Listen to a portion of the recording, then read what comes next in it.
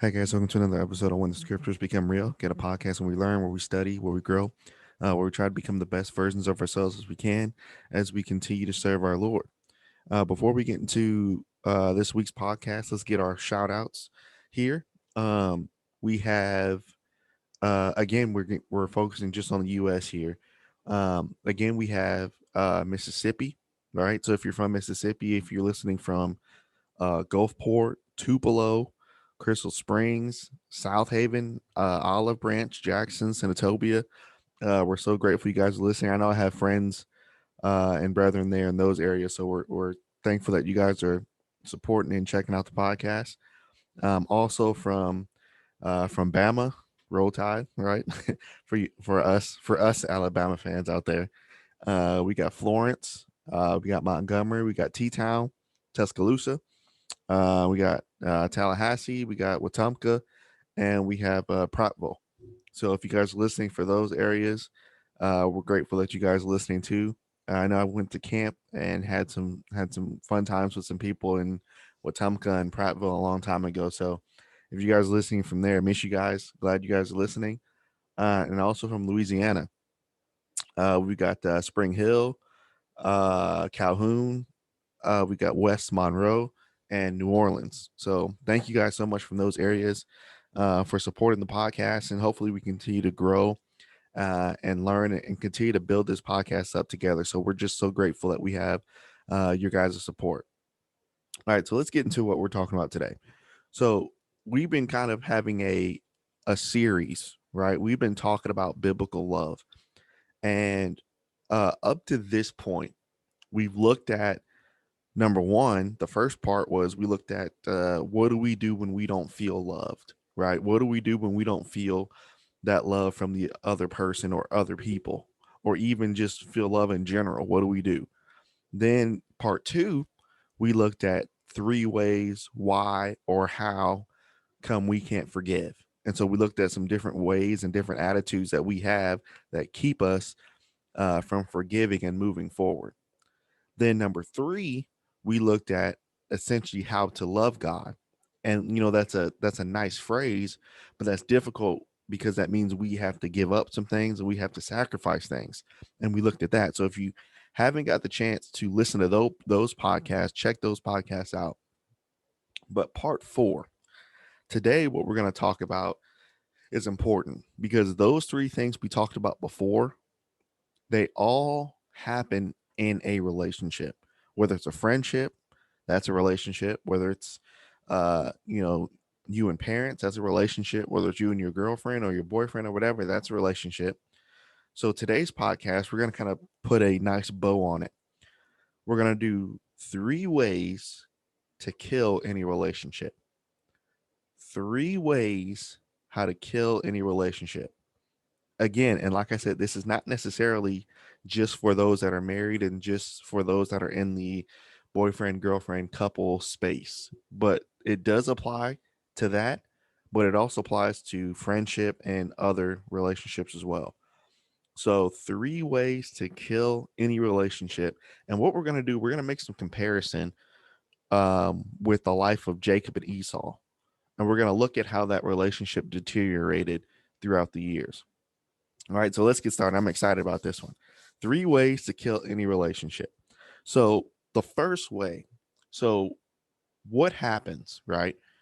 So, we kill a relationship when number one, when we make the relationship a competition, right? Sometimes we're so competitive that even when we get into a relationship, we bring that competitive nature with us. And so Jacob and Esau, we have two brothers here, but even from the womb, they struggled. They were competitive. So look at this. Look at Genesis chapter 25. And again, if you're new to the podcast, first of all, we're glad that you're here studying with us. But here we like to open up our Bibles together and study together.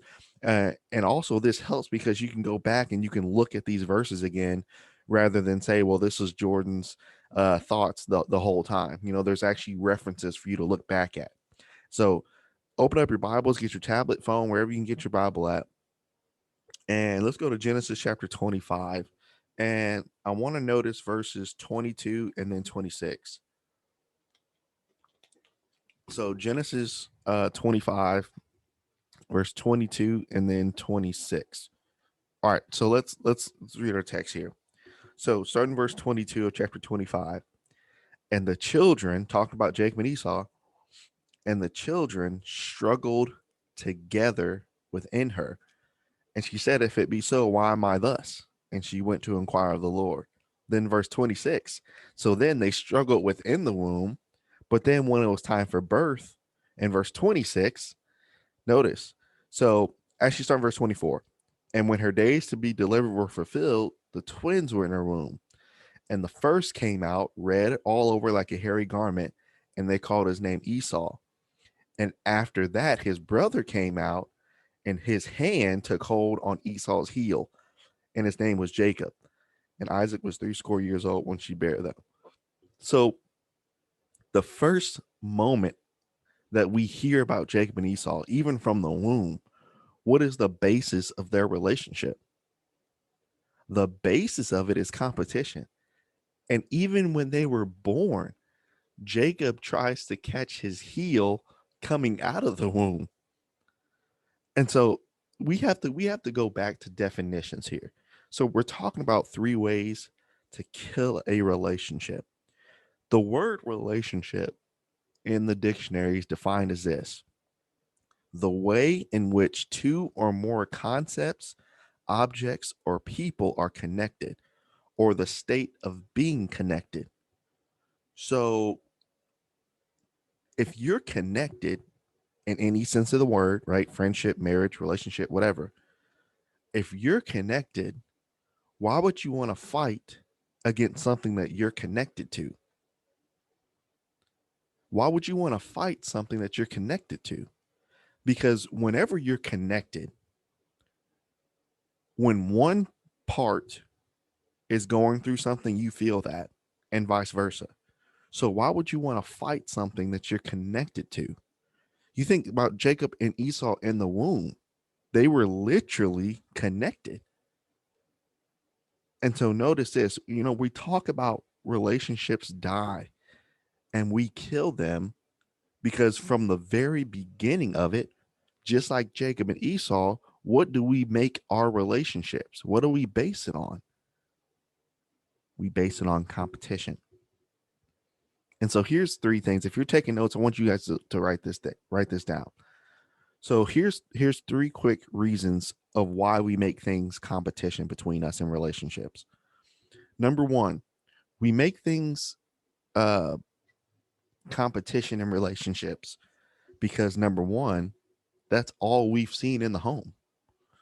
That's all we've seen in the home. And this is something you have to understand when you're dealing with the church, when you're dealing with groups of people, and when you deal with two different people coming together, you have to understand that sometimes the way that other people grew up is different. And so what you've seen in the home matters. And so think about this. Remember, we talk about we're making the relationship a competition. So number one, you're just doing what you've seen at your house. So if you've seen in your home, if you've seen divorce, if you've seen split, if you've seen hurt, your view of marriage or your view of relationship, even without you knowing it, this could be subconscious. Your view of any relationship is competition. Because in your mind, you say, well, I don't want done to me what I've seen happen in my home. So I'm not going to be the losing party like someone that I've known in my home was. And so what you do is you bring that into all of your relationships. You do what you see in the home. If you see fighting in the home, you do what you see. And so why do we make things competition? That's all we've seen. Then number two, why else do we make things competition? Number two, because of immaturity. I'm reading this book right now. It's called Marriages for Those Who Love God and Love One Another. And it talks about one reason that we make marriage a competition is because of immaturity. And the writer lists Brother Thomas Warren. The writer mentions the three stages of life that we all go through. And so he mentions this. The first stage we all go through is the dependent stage, right? So as kids, we're dependent on someone else. So then as we grow, then we start to seek independence.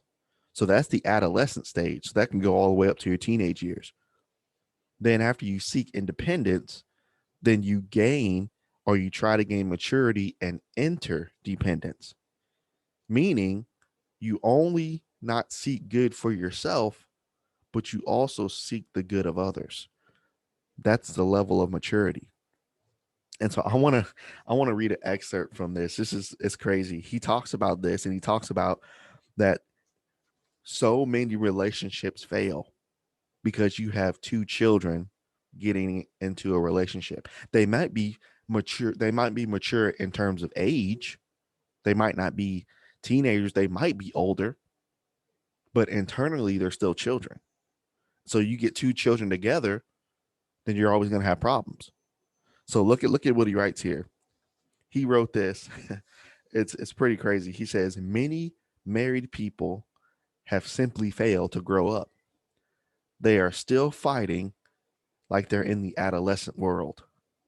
They're fighting for their own way. They are dominated by the thinking that causes a child to say, I will take my ball and I will go home if you don't let me go first. You see, when you bring that attitude into a selfless institution, that institution is going to fail. And so when we talk about we make the relationship a competition, we make it a competition because we're too immature. We're not at the right stage yet. So not only do we do what we see in the home, not only are we immature, but then number three, we become wrongly sensitive. Well, what does that mean, wrongly sensitive? I don't understand. So, so what happens right now if someone tells you that you're wrong or you try to get help? Are you really defensive and you run when someone asks you you were wrong or someone tells you were wrong? Do you get really defensive? I'm not saying that we shouldn't be sensitive, but I'm saying that sometimes we're wrongly sensitive. So any mistake, any problem, any concern that is ever brought up about you or about me, then we just automatically get on the defensive and then we take our ball and we run away. Why? Because that's what we've seen in the home. And number two, because we're immature. So when the first bad thing happens, then, well, I'm out. I'm going to run. So specifically, take a quick sidebar. So for our guys here, this is for us too. We become we're very wrongly sensitive because this hurts us in our relationship as guys. So think about this, guys. If you're on the road and you're not even asking directions, you're like, oh yeah, I know where to go. And then your wife or your girl or whoever's sitting next to you, hey, I think we took a wrong turn. You don't know what you're talking about, right? We get defensive real quick. Or maybe you're building something, right? And you're building it and you're like, oh yeah, that looks good.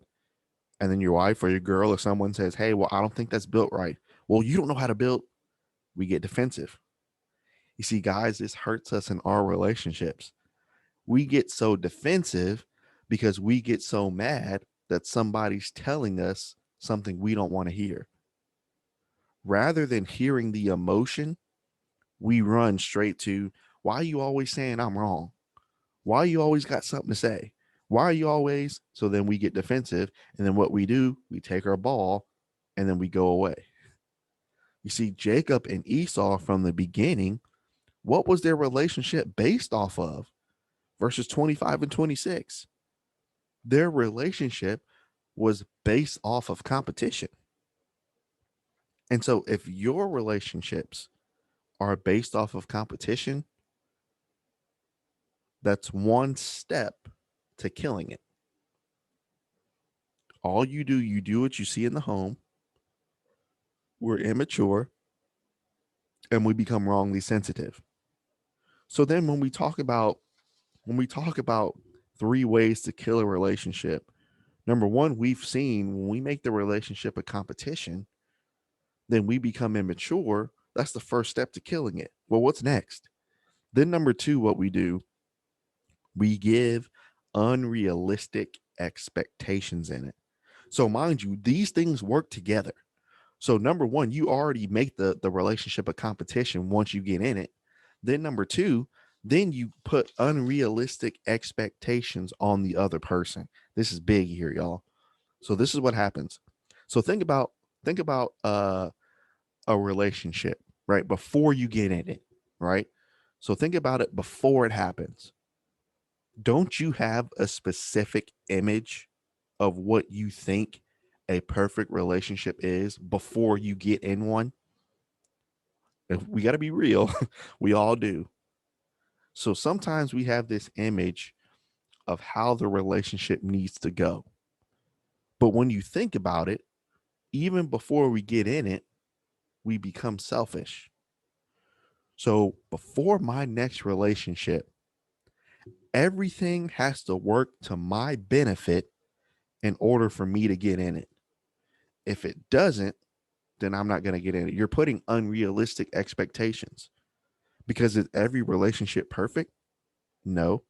So if you come into it thinking that it's going to be perfect, then number one, what you're doing, you're making it a competition without you even thinking about it.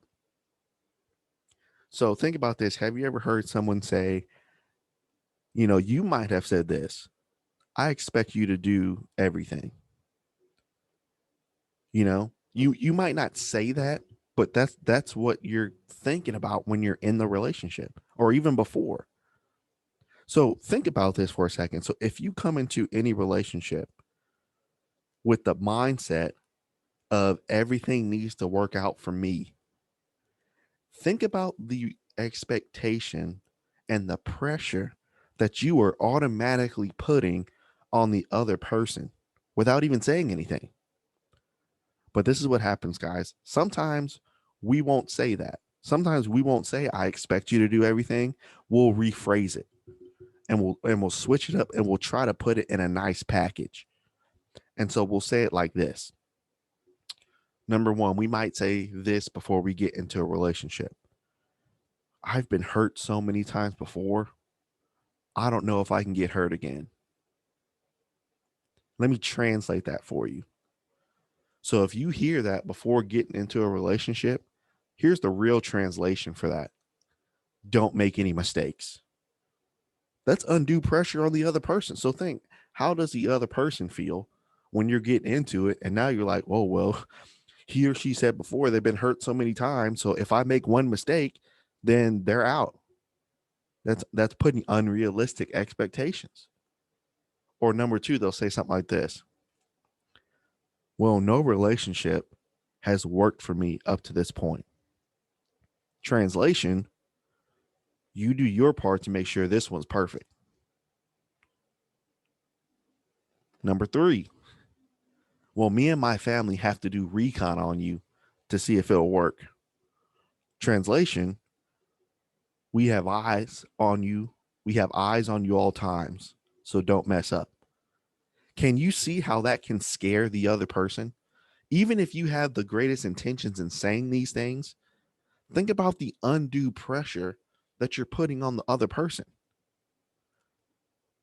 So when you come into a relationship, number one, making it a competition, then number two, when you come into it, putting these unrealistic expectations on them, then when they make one mistake, then you're like, oh, well, I knew. Do you get angry? See, what we do is when we talk about unrealistic expectations, we dump all of our needs and our wants on someone. And if they don't fulfill their part in making my dream, notice what I said, in making my dream of the relationship come true, then the first mistake, the first miscommunication, the first this, the first that, then I'm out because you didn't meet my needs.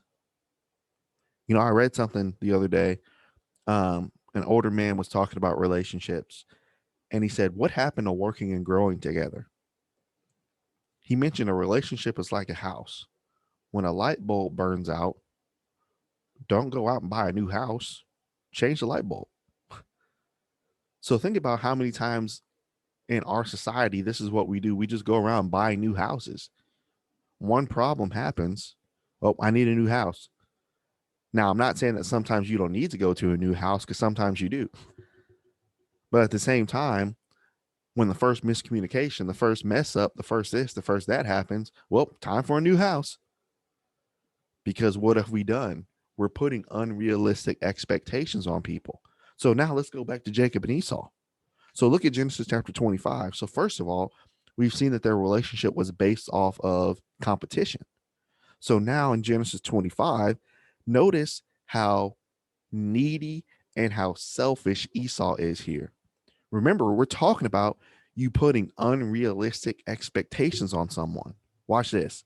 Verse number 30 of chapter 25. All right, actually starting 29. And Jacob sawed pottage, or he was making the pottage, right? And Esau came from the field, and Esau was faint. Now, here's verse 30. We're going to hone in on this. And Esau said to Jacob, notice, he's making this pottage. But Esau said to Jacob, feed who? Feed me. I pray thee. Then he says, notice the expectation that he's putting on Jacob. He says, not only do I want you to feed me, but I want you to feed me specifically. What are you talking about?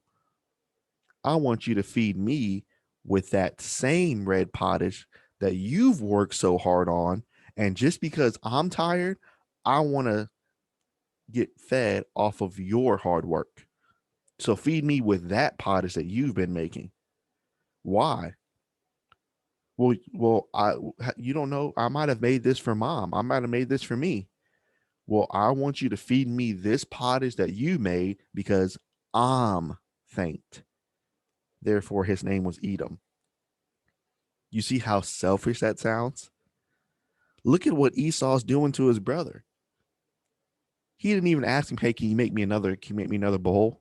He said, "No, no, no. Because I'm tired, because I'm faint, because I've been doing this, I want you to give me all of your hard work that you've been doing." We can't put unrealistic expectations on one another.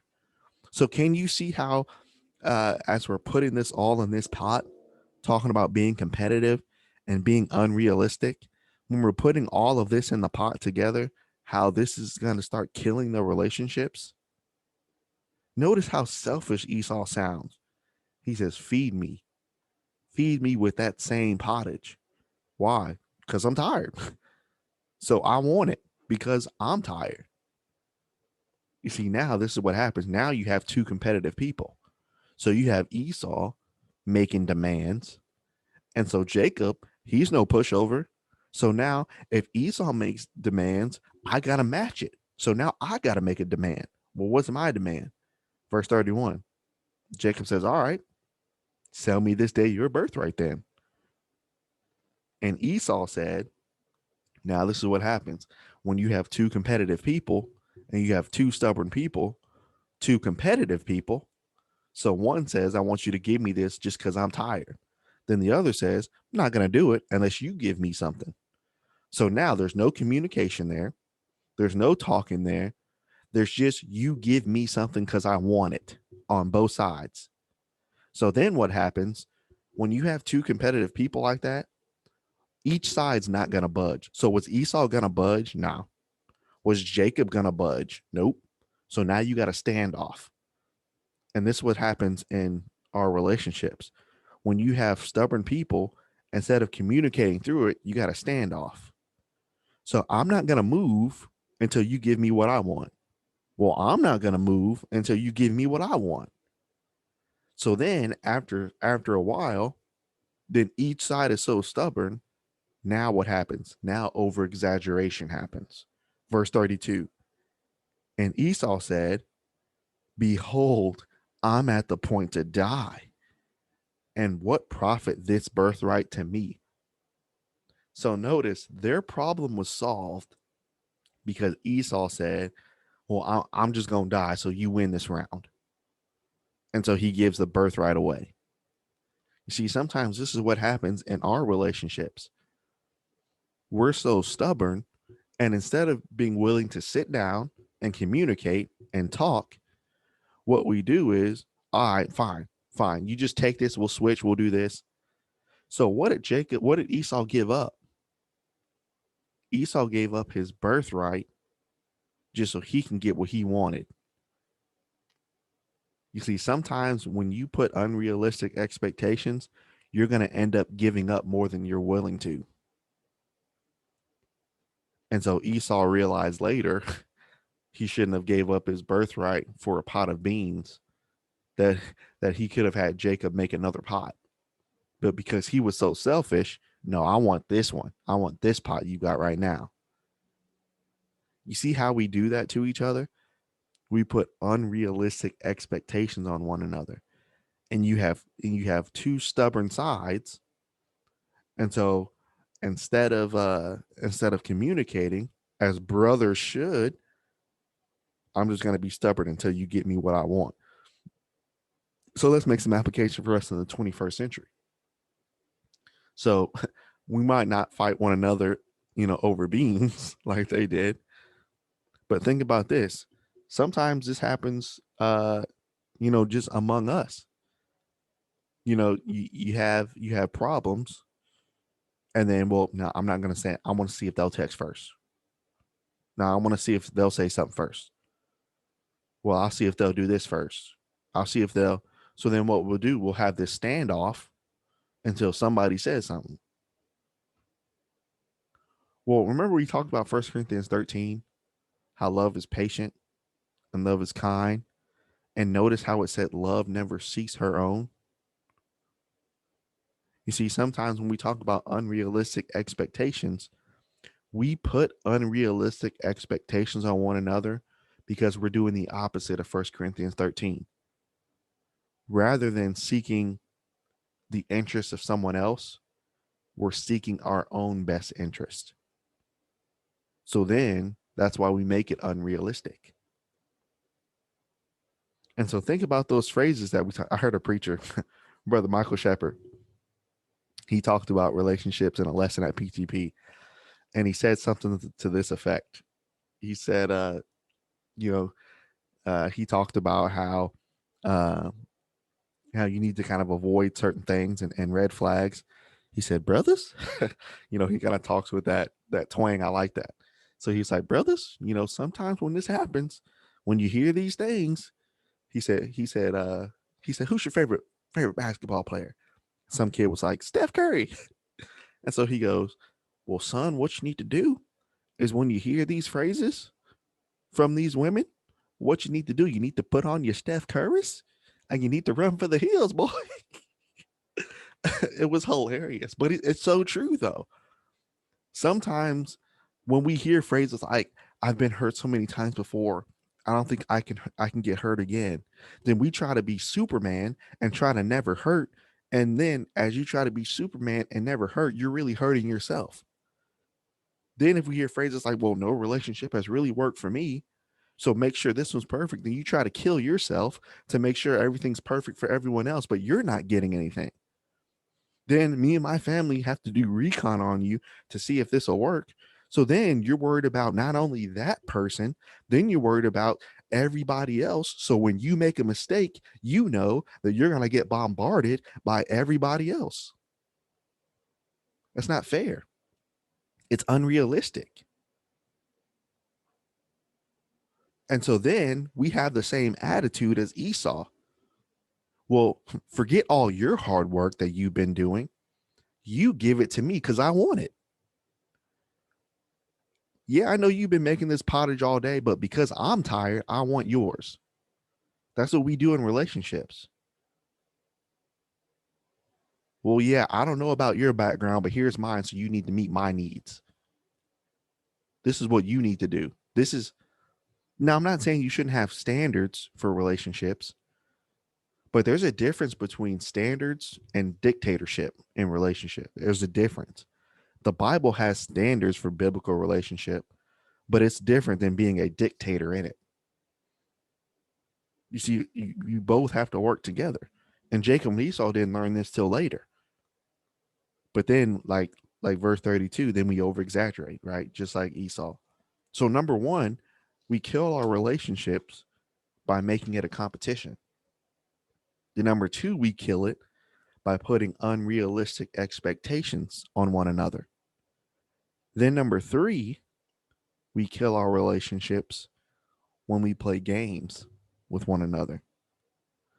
See, sometimes when we talk about relationships, we talk about dominance. And so being in a relationship is never about establishing your dominance. It's about working together. And so in order to establish our dominance, what we'll do sometimes is we'll get back up in order to prove our point. So what we'll do is we'll get back up to prove our unrealistic expectation. Well, look, I know you don't agree, but I talked to my best friend the other day and they said that you should agree with me. Then I'll say, well, I talked to my best friend and I know you don't agree with me, but my best friend said I was right. So now what do you have?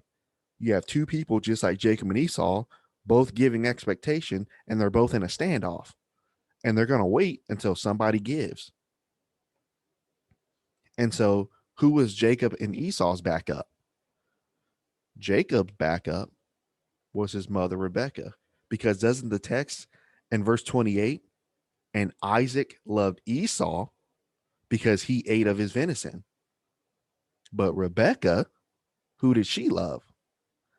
Rebecca loved Jacob. So now, even, and this is the relationship among the family. So you had a father that loved one son more, and you had a mother that loved one son more. So then imagine you have two stubborn boys. So then now, when there's a standoff, then Jacob can say, well, mom's on my side. Then Esau can say, well, dad's on my side. So now, what's the result of this stubborn relationship among the family? Here's a result. Look at Genesis 27 and verse number 41. Because you have two stubborn sides, then you have verse 41. And Esau hated Jacob because of the blessing wherewith his father blessed him. And Esau said in my heart, the day of mourning of my father is at hand. Then I will kill my brother Jacob. So do you understand that when we are competitive, when we have unrealistic expectation, and when we play games with one another, what did Jacob want to do with his brother after all these three things happen in their relationship? What did Esau want to do to Jacob? He wanted to kill him. So now, do you understand how when we talk about biblical love, and again, I need to say this. I'm not saying this from a point of I've always gotten everything right, because I haven't. So this is why, I talked to someone who listens to the podcast, right? And I'm appreciative that she sent me a message. And she said she was thankful for the podcast and thankful for the lessons that are taught. And I told her I can only teach them this way because I can only teach them from the experiences that I got them wrong from. So now I can teach it better because I know what it's like to be wrong, and then compare that to what the Bible says. Now I can teach that. So I'm not saying this from a point of, well, Jordan, you sound like you've just gotten everything right. I haven't. But I'm saying this from a point of, this is what the scripture says and this is what happens. Does that make sense? And so think about that relationship between Jacob and Esau. It deteriorated because both of them from the womb were competitive. Both of them had unrealistic expectations, and neither side was able to give and take. One side always wanted a little bit more. One side always wanted to one up the other side. Then number three, then we saw that both of them, they played games with one another, and it killed the relationship. So when we talk about three ways to kill our relationships, We can't be competitive. We can't put unrealistic expectations on anyone. And then number three, we can't play games with one another. Well, what can we do? Well, just like we talked before, instead of being competitive, what can I do for the other person? I can forgive, can't I? Because remember in the book of Luke, what we talked about last week, Jesus said offenses will come. But when they come, take heed to yourself. And what should you have the heart to do? Forgive. Then instead of having unrealistic expectations, what can I do? Number one, I can sit down and I can have realistic biblical standards. But then number two, instead of having unrealistic expectations, I can have biblical standards, but I can also help them grow. Aren't we supposed to help one another grow? So instead of coming into something, all right, here's a contract. This is what you got to meet. If you don't meet this, contract's void. So we can work together on it, right? Then number three, instead of playing games with one another, what we can do, just like Abraham said to Lot, instead of playing games, he said, we can be brethren. See, sometimes brethren have disagreements, and that's okay. Sometimes brethren have fights. That's okay. Right? We can be angry, but sin not. Now, when we talk about 3 ways to kill any relationship, we're not saying that every relationship you're going to get in is going to work. And we're not saying that you have to go back and you have to do everything right for every other relationship that you had before. You learn, you grow. But your responsibility is to be better. Your responsibility is to mature. Your responsibility is to become more like Christ. And when you do that, then you're going to start to notice that your relationships will become better. Do not base your relationships based off of what you've seen at home. Unless you've had a spiritual example, do not base your relationships off what you've seen at home. Don't base your relationships on your friends. Don't base your relationships on what you see on TV. Base it off the scripture.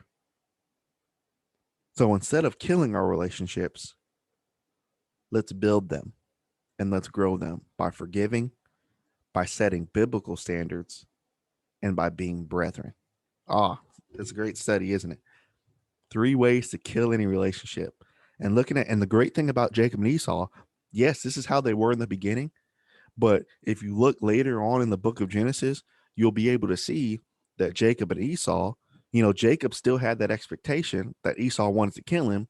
But when Esau saw Jacob, they hugged and they met each other's families and they grew together and they became brethren because they realized what we did before was immature. And sometimes it takes in their case, it took some years for them to mature as individuals before they can come together as brothers again. So sometimes that needs to happen too. Sometimes people need to mature in order to come back as brother, but they came back together and it was a beautiful picture. So instead of killing our relationships, let's build them. Such a wonderful study.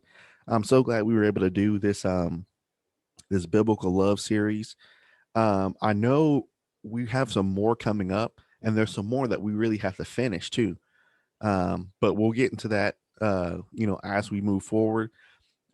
Look forward to studying with you all again next week. Hopefully Monday or Tuesday ish next week. So be looking for that. Again, you can find the podcast anywhere you get your podcast. And you can also find me on Facebook. Just look at my name, Jordan Pugh.